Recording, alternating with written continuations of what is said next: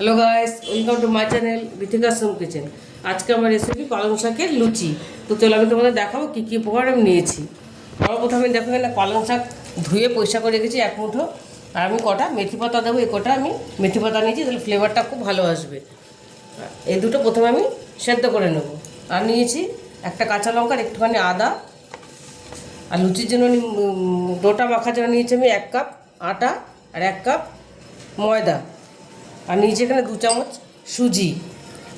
সুজিটা দিলে খুব ভালো হয় লুচিটা। আর নিচে এখানে জোয়ান আর কালো জিরে। আর নিচে গুঁড়ো চিনি, সাদা তেল আর নুন। আর একটা মিক্সির বাটি নিয়েছি, এটার মধ্যে পেস্ট করব। তো সবার প্রথমে আমি পালং শাকটা ভাপিয়ে নেব। আর পালং শাকটা ভাপানোর জন্য একটা বাটিতে জল বসিয়ে দিয়েছি, জলটা ফুটে গেছে। এবার আমি পালং পাতাগুলো দিয়ে দেবো।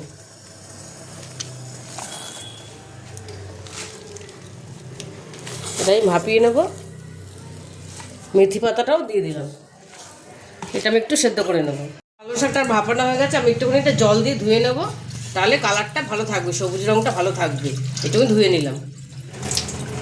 পালং পাতাটা আমার ঠান্ডা হয়ে গেছে, এটা আমি মিক্সিতে দিয়ে দেবো। আমি জল দেবো না, জল ছাড়া এটা করব। আর দিয়ে দেবো আদাটা, কাঁচা লঙ্কাটা, এটা পরে আমি পেস্ট করে নেবো। দেখো আমি পালং শাকটা পেস্ট করে নিয়েছি, কি সুন্দর করে, কালারটা কি দারুণ হয়েছে। এবার আমি ময়দাটা মেখে নেব। আটাটা মিশিয়ে নিলাম। দিয়ে দেবো সুজিটা, দিয়ে দেবো পরিমাণ মতো নুন, দেবো গুঁড়ো চিনি দিয়েছি আমি। আর দিয়ে দেবো জোয়ানটা আর কালো জিরেটা, এটা দিলে খেতে খুব ভালো লাগে লুচিটা। এবার আমি পালং শাকটা দিয়ে আমি মাখবো। এটা ভালো, একটু দিয়ে দেবো তেল, এটা মিক্স করে দিয়েছি। এবার এটা আমি ভালো করে মেখে নেব। এবার আমি এটা আমি মেখে নিয়েছি ময়ামটা দিয়ে ভালো করে। এবার আমি পালং পাতাটা অল্প অল্প দিয়ে মাখবো। যদি জল লাগে আমি দেবো, নাহলে আমি জল দেবো না। এটা আমি ভালো করে মেখে নেব।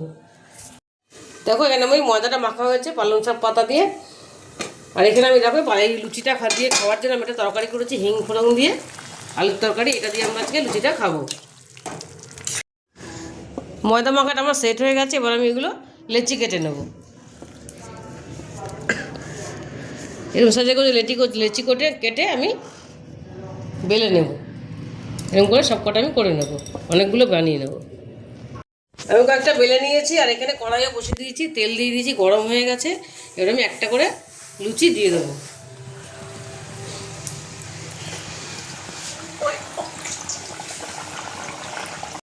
এবার লুচিটা কি সুন্দর ফুলেছে, এটা আমার ভাজা হয়ে গেছে। এরকম করে আমি সব কটা ভেজে নেবো ওই লুচিগুলো। দেখো কয়েকটা লুচি আমি ভেজে নিয়েছি, কি সুন্দর ফুলকো ফুলকো হয়েছে। দেখো আমি তরকারিটা করেছিলাম, এই তরকারিটা দিয়ে এখন আমি খেয়ে দেখবো কেমন হয়েছে, তোমাদের আমি বলবো। এই পালং শাকের লুচিটা ভীষণই ভালো হয়, তাও আমি খেয়ে তোমাদের বলছি। আমি নিয়েছি এখানে আচার আর আলুর তরকারি।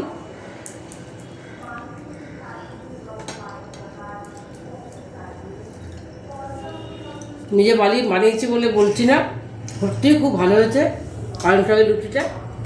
তোমরা বাড়িতে বানিয়ে দেখো, ভীষণই ভালো লাগবে। যে রেসিপিটা তোমাদের ভালো লেগে থাকে, তার উপর লাইক শেয়ার সাবস্ক্রাইব করতে ভুলবে না। টাটা।